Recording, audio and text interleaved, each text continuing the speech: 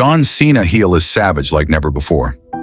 John Cena's return to WWE television during Monday Night Raw in Brussels, Belgium, was supposed to be a triumphant moment, years in the making. But what unfolded on that fateful night was anything but celebratory. Cena, the once beloved hero who had personified resilience and optimism for over 2 decades, stepped into the arena as a man transformed. His shocking heel turn at Elimination Chamber had already sent shockwaves through the WWE universe. But what awaited him in Brussels struck like a knife to the heart. Gone were the adoring cheers that once accompanied his every move. Instead, a torrent of boos rained down upon him, a relentless reminder of a fan base that now seemed to scorn him. The dueling chants of "Let's go Cena" and "Cena sucks," once playful, now carried a venom that was hard to ignore. He stood there, the weight of decades of devotion and sacrifice etched into his face. And when he finally spoke, his voice was steady but cracked with years of unspoken pain.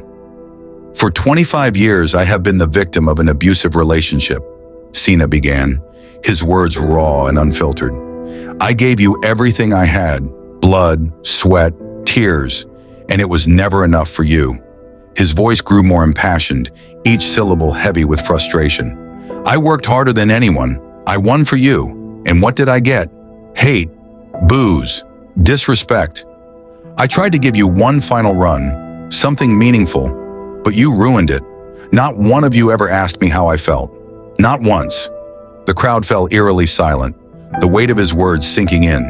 Cena continued, his tone now resolute, almost defiant. "I'm done trying to please you. I'm breaking up with every single one of you. You don't matter to me anymore." The declaration was like a thunderclap, a staggering blow to fans who had watched him as the beacon of hope, only to now see him turn his back on them. Just as Cena's damning words hung in the air, the arena was jolted by the unmistakable music of WWE champion Cody Rhodes. The crowd's energy shifted in an instant, erupting with cheers for Rhodes as he marched down to the ring. But if Cena was fazed, he didn't show it. This was a moment of reckoning, a seismic shift in WWE history, as 2 giants of the sport stood face to face. "Not a legend, you're a joke." The second Cena's bitter tirade ended, Cody Rhodes charged into the ring like a man possessed, the crowd's roar shifting instantly from scorn to thunderous applause. Rhodes didn't stroll. He stalked, eyes locked on Cena with a predator's glare, his mic gripped like a weapon. "You want to cry about how they failed you?" Rhodes barked, jabbing a finger at the jeering crowd before whirling back to Cena. "You had 25 years of their blood, sweat, and tears, 25 years of worship, and you're gonna stand here and spit on that?" The arena pulsed with chaos as Rhodes closed the distance, inches from Cena's face. "The John Cena I wanted at WrestleMania? The one who earned that never-give-up crap? He's gone. And what's left? A washed-up hypocrite throwing a tantrum because the world finally sees what I've known for years." "You're weak," Cena lunged forward, but Rhodes shoved him back, snarling. "You think they killed the hero? You let the booze get under your skin. You let the chance break you. You had the crown, Cena, and you drop it. Now you're just another bitter old man screaming into the void." The crowd erupted as Rhodes ripped off his jacket, veins bulging. "At WrestleMania, you're not facing the face that runs the place. You're facing me, a man who's clawed through hell to earn every cheer, every second of this spotlight.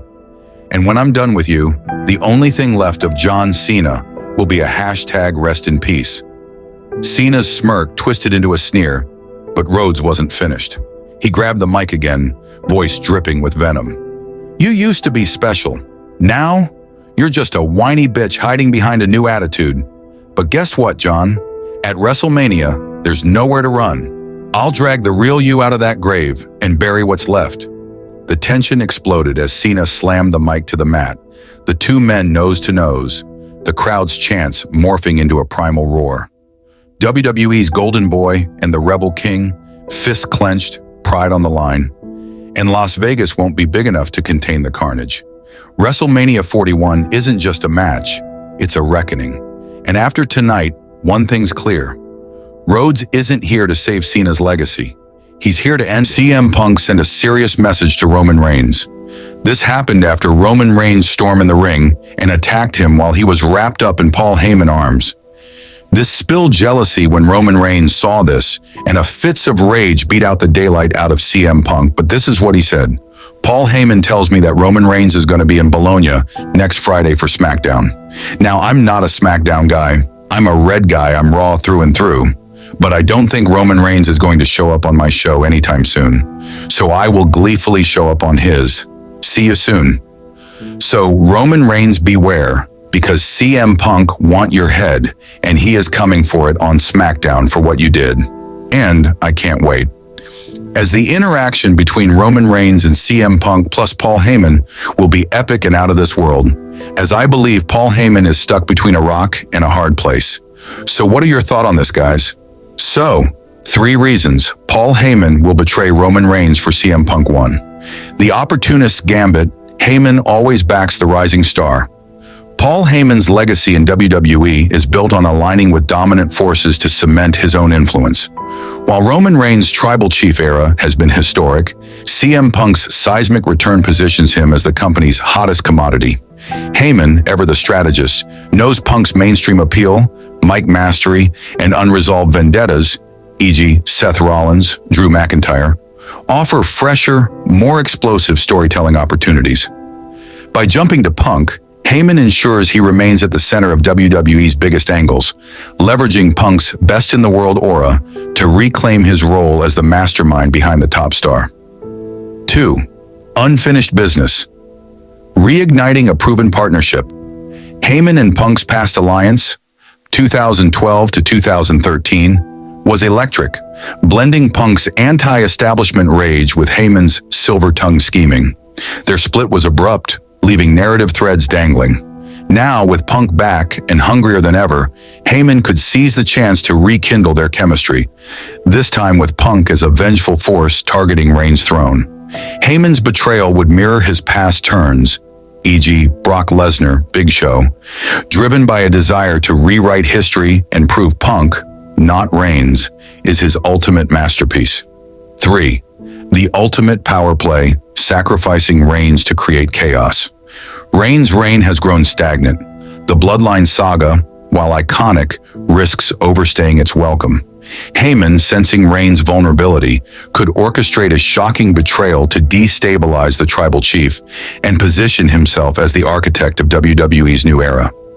By siding with Punk, Heyman not only reignites his own relevance, but also crafts a career-defining feud, CM Punk versus Roman Reigns, with Heyman as the devil on Punk's shoulder.